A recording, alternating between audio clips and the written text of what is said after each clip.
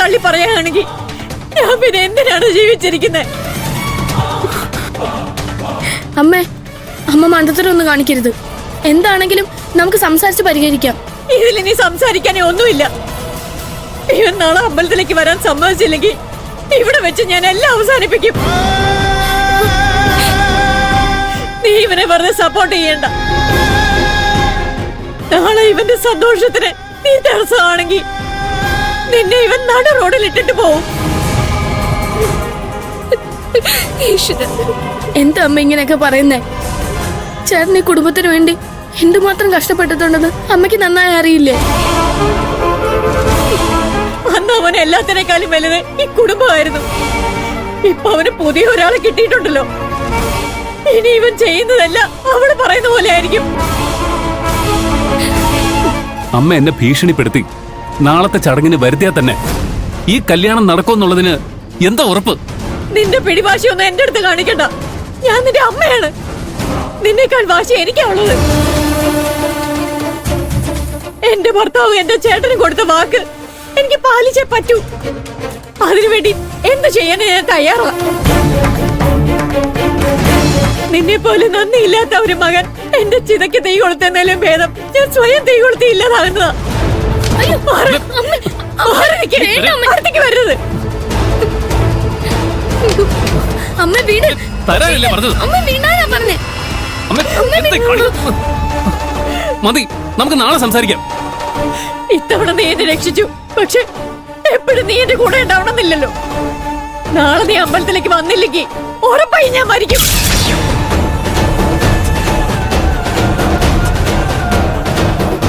ഞാൻ വെറുതെ എങ്ങും മരിക്കില്ല. എന്റെ മരണത്തിന് ഉത്തരവാദി നീയും ആ വൃത്തികെട്ട പെണ്ണുവാണെന്നും എഴുതി വെച്ചിട്ട് ഞാൻ മരിക്കൂ.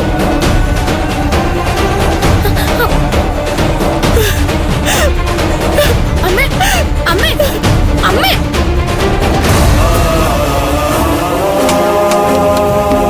പ്രിയഞ്ചേട്ടാ, പ്രിയഞ്ചേട്ടാ, ഞാനെല്ലാം കേട്ടു. അമ്മ പെട്ടെന്ന് കാര്യങ്ങൾ പറഞ്ഞു മനസ്സിലാക്കാൻ പറ്റില്ല. അമ്മയുടെ ജീവനേക്കാളും വലുതല്ല നമ്മുടെ പ്രണയം. അതുകൊണ്ട് പ്രിയഞ്ചേട്ടൻ നാളെ അമ്പലത്തിലേക്ക് പോണം. അമ്മ ആഗ്രഹിക്കുന്ന പോലെ എല്ലാം ചെയ്യണം. ബാക്കിയെല്ലാം വരുന്ന പോലെ കാണാം. വരുന്നത് പോലെ കാണാന്ന് പറഞ്ഞ നീ എന്താ ഉദ്ദേശിക്കുന്നത്? തുളസിയുമായിട്ടുള്ള കല്യാണം കഴിയുന്നതുവരെ നീ ഇങ്ങനെ തന്നെ പറഞ്ഞോണ്ടിരിക്കോ? പ്രിയഞ്ചേട്ടന്റെ അവസ്ഥ മനസ്സിലാക്കാതെ സംസാരിക്കുന്നേ. അമ്മ ചെയ്യാൻ പോയത് എന്താണെന്ന് കണ്ടില്ലേ?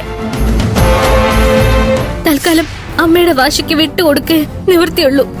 എന്നിട്ട് പ്രിയഞ്ചേട്ടൻ എന്നെ വിട്ട് ബംഗ്ലാദേശിലേക്ക് പോകാൻ ഒരുങ്ങിയതല്ലേ? നമ്മളായിട്ട് എന്തേലും ചെയ്തിട്ടാണോ നമ്മൾ ഒരുമിച്ചത്? കൃത്യസമയത്ത് നടക്കേണ്ടതെല്ലാം നടന്നതുകൊണ്ടാ പ്രിയഞ്ചേട്ടനാണ് ഗന്ധർവെന്ന് ഞാൻ അറിഞ്ഞത്. അത് ദൈവനിശ്ചയാന്ന് ഞാൻ വിശ്വസിക്കുന്നത്. അതുപോലെ തന്നെ ഈ പ്രശ്നവും പരിഹരിക്കാൻ ദൈവം ഒരു വഴി ഒരുക്കുന്നത് എനിക്ക് ഉറപ്പാ.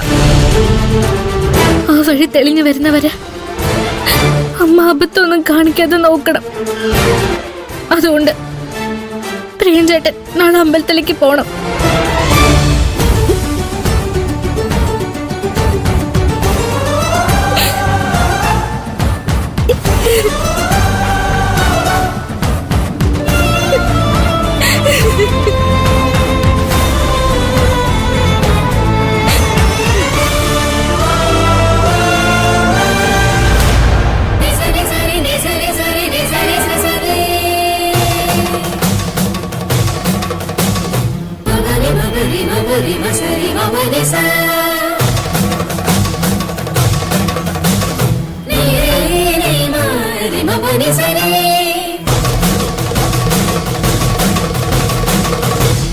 എന്റെ ദേവി, എന്റെ ഭർത്താവിന്റെ ആഗ്രഹപ്രകാരം ഈ കല്യാണം നല്ല രീതിയിൽ നടക്കണം. പ്രിയൻ സന്തോഷത്തോടെ ഈ കല്യാണത്തിന് സമ്മതിക്കണം. അവന് നല്ല ബുദ്ധി തോന്നിപ്പിക്കണേ.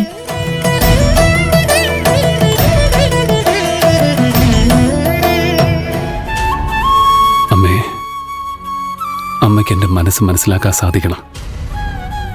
എങ്ങനെയെങ്കിലും ഈ ബന്ധം വേണ്ടെന്ന് വെച്ച് അമ്മ പാറുവിനെ മരുമകളായി സ്വീകരിക്കാൻ തയ്യാറാവണേ. പാറു എന്നെ വിശ്വസിച്ചാ നിൽക്കുന്നത്.